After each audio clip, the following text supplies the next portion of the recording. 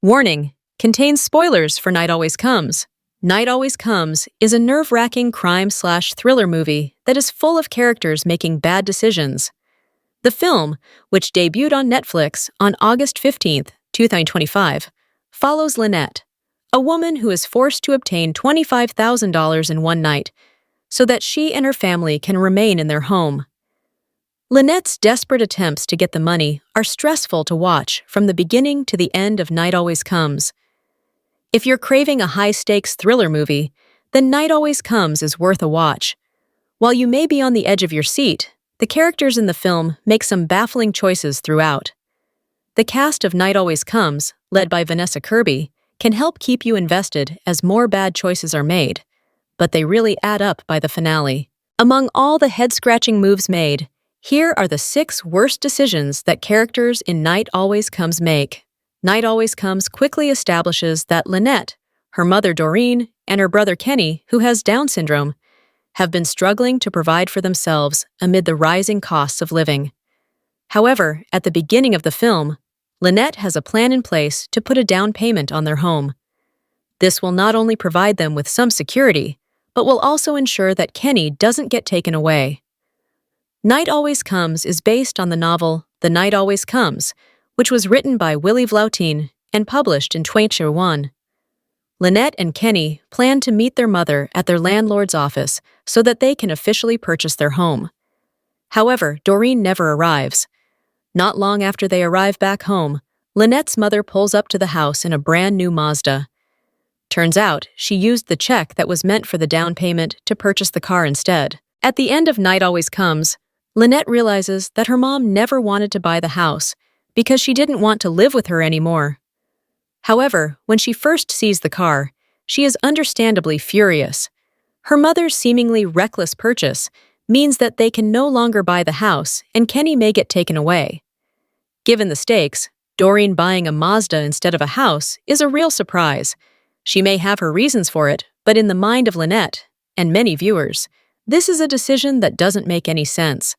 Desperate to figure out a way to keep the house, Lynette reaches out to Scott, a married man whom she has been sleeping with for several months in exchange for money.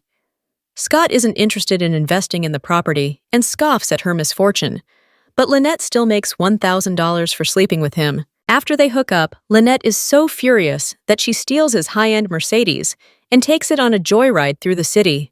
However, she quickly regrets this decision and decides to abandon the car. It was already reckless of her to steal the car, but abandoning it is even more baffling. Since she desperately needed $25,000, Lynette might have been able to leverage the car for more of Scott's money. She could have potentially threatened to reach out to Scott's wife if he didn't pay her more. Overall, this car presented a lot of opportunity, but Lynette never properly utilized it. Instead, she left the keys for Cody later in the movie. After she abandons Scott's car, Lynette visits one of her best friends, Gloria, in the hopes that she has the $3,000 that she owes her.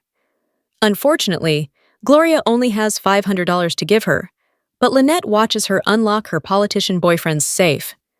Assuming there's more money in the safe, Lynette decides she needs to break into it. Lynette asks Gloria if she can stay in her apartment while she's leaving for dinner. Gloria doesn't question her at all and agrees.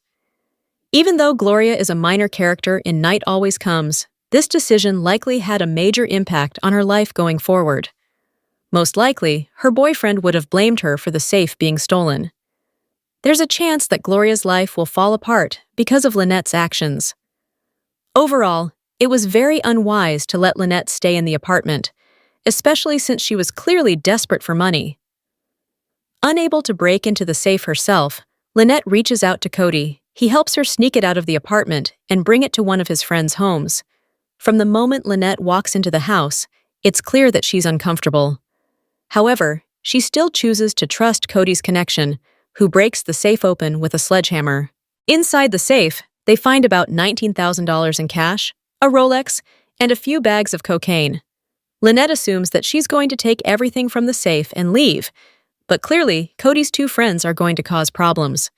From the outset, Lynette never should have agreed to take the safe to a stranger's house.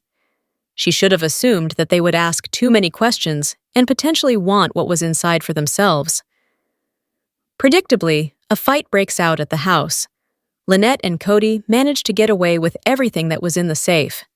However, if she had thought the situation through better, Lynette could have avoided ending up in such danger.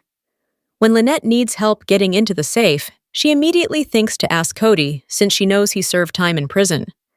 However, it needs to be stressed that Lynette and Cody barely know each other.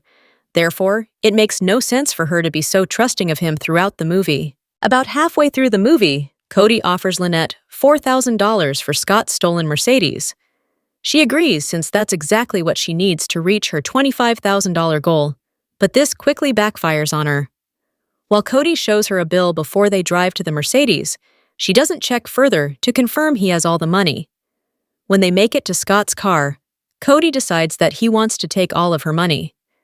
To stop him from doing this, Lynette needs to run Cody over with her car. However, this hostile situation could have been avoided if Lynette hadn't been so trustworthy. She should have reminded herself that she didn't actually know Cody and been a bit more guarded, rather than blindly trusting him. Towards the end of the film, Kenny joins Lynette on her mission to get $25,000. To get the last $4,000 that Cody lied to her about, Lynette decides to sell the cocaine from the safe. She visits an old boyfriend, Tommy, who sets up a sale. Lynette and Kenny drive to a mansion and walk into a party. However, Lynette should have recognized that she was potentially walking into a very dangerous situation and insisted that Kenny wait outside.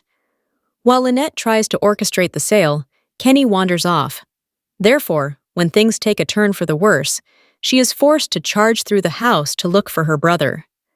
Thankfully, Lynette and Kenny both make it out of the house alive. But things could have ended up a lot worse. They would both have been safer if he had stayed outside.